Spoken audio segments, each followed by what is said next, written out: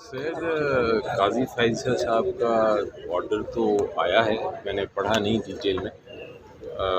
But बहरहाल उन्होंने एक अपना व्यू पॉइंट दिया है। अब देखना ये है कि जो लार्जर बेंच है आज जो सुनेगा बहस वो किस तरह इसको डील करता है। अगर दूसरी पार्टी ने किसी ने इस पर रेज़ किया इशू को, तो ये तो अदालती इंटरनल मामला है अदालत का, और वो इंटरनली उसको खुद ही सॉल्व करेंगे और देखेंगे। सर समझ में अदालतों पे प्रेशर पड़ रहा है, अदालतों पे प्रेशर डाल रहे हैं जी अदालतों पे प्रेशर डाला जा रहा है।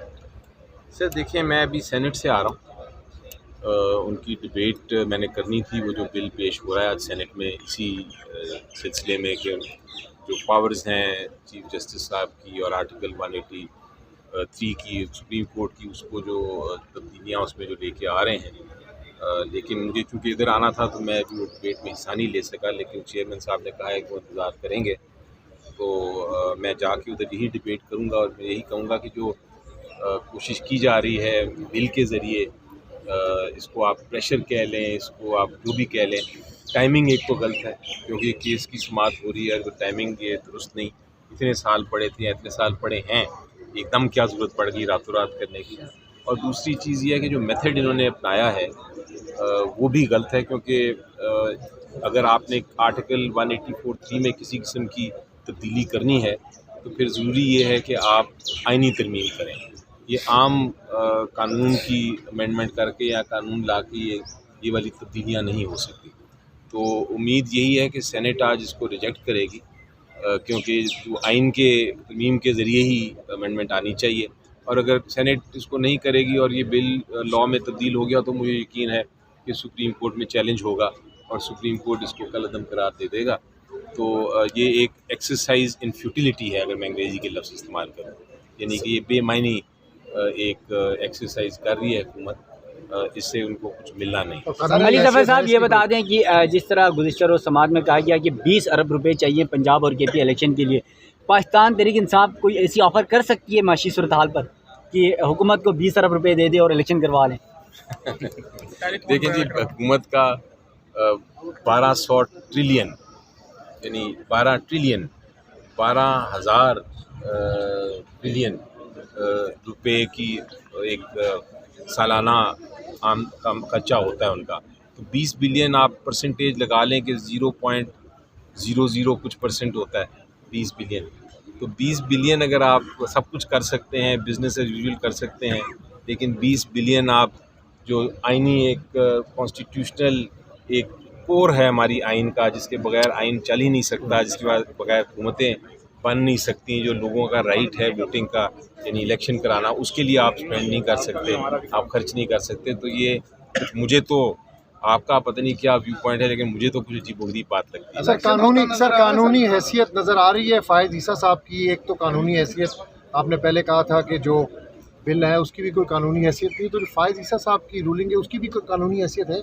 देखिए, वो तो कोर्ट का ऑर्डर है, उसमें तो आप शक नहीं कर सकते कि कानूनी हैसियत है या नहीं। लेकिन मैं ये कह रहा हूँ कि इसको चूँकि एक इंटरनल एक तरह का स्टे ऑर्डर है, तो वो इंटरनली ही अदालत की खुद ही डील करेगी। और जो भी फाइनली अदालत का फ़ैसला हुआ वो हमें मंजूर होगा। वकील तो यही कह सकता है, इसमें हम ये नहीं कह सकते कि कौन सा लीगल है कौन सा इलीगल है, क्योंकि ऑर्डर जब एक बार बेंच दे दे तो वो फिर सुप्रीम कोर्ट का ही ऑर्डर समझा जाता है। तो फिर सर अमीनुद्दीन खान साहब भी इस बेंच का हिस्सा हैं, आप क्या समझते हैं, आज उनकी तरफ से वजाहत आ जाएगी या आज बेंच टूट जाएगी? नहीं, मैं वही ये डिबेट हो रही है कल की।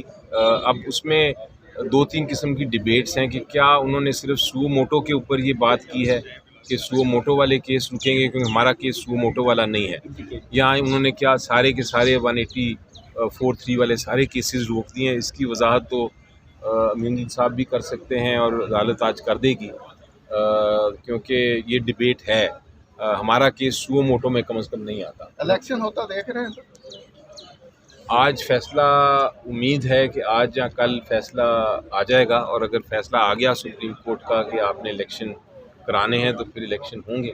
अगर सुप्रीम कोर्ट का फैसला वो आया जो इलेक्शन कमीशन का कि फ़ैसला दुरुस्त है कि अक्टूबर में होना है, तो फिर हो सकता है अक्टूबर में हो। लेकिन डिपेंड करता है, लास्ट लाइन ऑफ डिफेंस मेरे मुताबिक इस वक्त जो है इलेक्शन आपकी राइट ऑफ वोटिंग और कॉन्स्टिट्यूशनल वायलेशन में वो लास्ट लाइन ऑफ डिफेंस इस वक्त हमारे पास सुप्रीम कोर्ट ऑफ पाकिस्तान ही है। उनका जो फैसला होगा वो हमें तो बिल्कुल मंजूर होगा। सर बल्दियाती इलेक्शन 4 साल से नहीं हुए, मतलब हो रहे हैं जी, अब बलूचिस्तान में भी हो रहे हैं। वायलेशन है, वो आइन का वो आर्टिकल ठीक नहीं है, इस पे एतराज़ ज़्यादा उठाया जा रहा है। जी नहीं, वो भी बड़ा, बल्कि वो भी उतना ही ज़रूरी है। और मेरा ख्याल है अब बावजूद इसमें कि बड़े मसाइल हैं बलूचिस्तान में और सिंध में, तो हो रहे हैं इलेक्शन लोकल बॉडीज़ के। मुल्क की मुआशी सूरत हाल में क्या ये बेहतर नहीं होगा कि एक ही दफ़ा इलेक्शन करवाया जाए? अली भाई इस तरफ देख के बचाया जा जी सॉरी, इस तरफ देख के क्या कह रहे हैं आप?